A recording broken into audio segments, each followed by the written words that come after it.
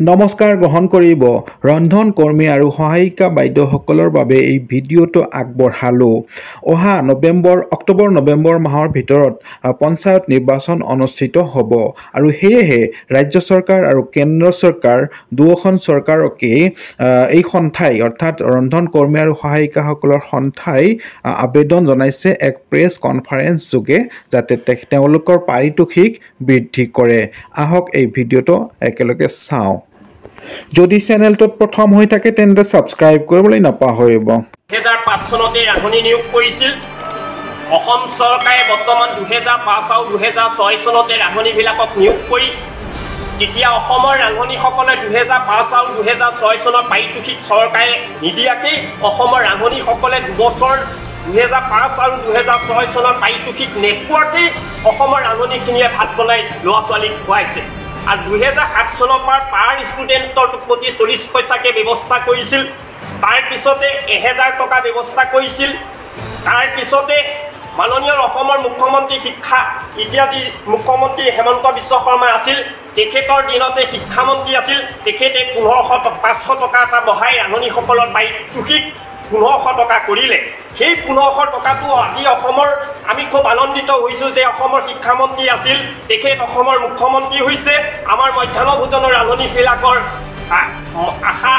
বিলাক পূৰণ কৰিব এতিয়া আমি যেটো দেখিলো অসমৰ মুখ্যমন্ত্ৰী হোৱাৰ পিছতো তেওঁ শিক্ষামন্ত্ৰী দিনতে এই ৰান্ধনিসকলক পাৰিতোষিক 500 টকা এটা দিলে বহাই 1500 টকা কৰিলে সেই 1500 টকাটো অসম চৰকাৰে সম্পূৰ্ণ ৰান্ধনিসকলক দিবলৈ ব্যৰ্থ হৈছে আমি সেই কাৰণে চৰকাৰৰ লগত আন্দোলন কৰি হুলস্থুল কৰি একো কৰিব নোৱাৰো আমি এই প্ৰেছমিটৰ যোগেদি অসম চৰকাৰ ভাৰত চৰকাৰ অসমৰ মুখ্যমন্ত্ৰী শিক্ষামন্ত্ৰীক জনাই দিয়া হৈছে যে সত্য সংগঠন হিচাপে আমি কাম কৰি আমি আন্দোলন চৰকাৰৰ লগত আন্দোলন কৰি নোৱাৰো আমি প্ৰেছমিটৰ যোগেদি অসমৰ কেন্দ্ৰ চৰকাৰ মুখ্যমন্ত্ৰী শিক্ষামন্ত্ৰী জনাইছো যে আমি এতিয়া আজি অলপ দিনৰ পৰা গম পাইছো যে মোবাইল বিলাকত ভাইৰেল হৈছে ৰান্ধনিসকলৰ পাৰিতোষিক 3000 টকাকে হৈছে কিন্তু এইবিলাক এতিয়ালৈকে কোনো অৰ্ডাৰ অহা নাই আমাৰ ৰান্ধনিসকলক এটা মনৰ আশা কোনোবা চেনেলত দিছে আমি এতিয়া সেইটো জনা নাই এতিয়া আমি অসমৰ মুখ্যমন্ত্ৰী শিক্ষামন্ত্ৰী এইটো বিষয়ে অৱগত কৰা হৈছে যে পঞ্চায়ত ইলেকশ্যনৰ আগতে আমাৰ মধ্যাহ্ন ভোজনৰ ৰান্ধনিসকলৰ পাৰিতোষিক যেটো বহাই বাঢ়িছে বুলি আগপাই কৈ আছে এইটো ঘোষণা কৰি দিব লাগে অসম চৰকাৰে মোক যে পঞ্চায়ত ইলেকশ্যনৰ আগমুহূৰ্তত আমাৰ মধ্যাহ্ন ভোজনৰ ৰান্ধনিসকলৰ 3000 হয় 5000 হয় আমি 9600 টকা দাবী কৰা হৈছে আৰু পেনশন মেডিকেলখিনি দিয়াৰ ব্যৱস্থা কৰিবলগীয়া হৈছে আৰু আমাৰ আজি 19 বছৰ কাল এই ৰান্ধনিখিনি জ্বলন্ত সমস্যা সমাধান কোনো চৰকাৰে কৰিব পোৱা নাই আমি জানিছো যে এইবাৰ অসমৰ মোদী চৰকাৰ দুবাকে হৈছে তেখেতৰ দিনতে হ'ব বুলি আমি তেওঁলোকৰ কোনো এই প্ৰেছমিটৰ যোগেদি চৰকাৰক আমি আন্দোলনৰ গৰিহণা নিদিওঁ আনন্দই আমি অসমৰ ৰান্ধনিসকলক অসমৰ মুখ্যমন্ত্ৰীক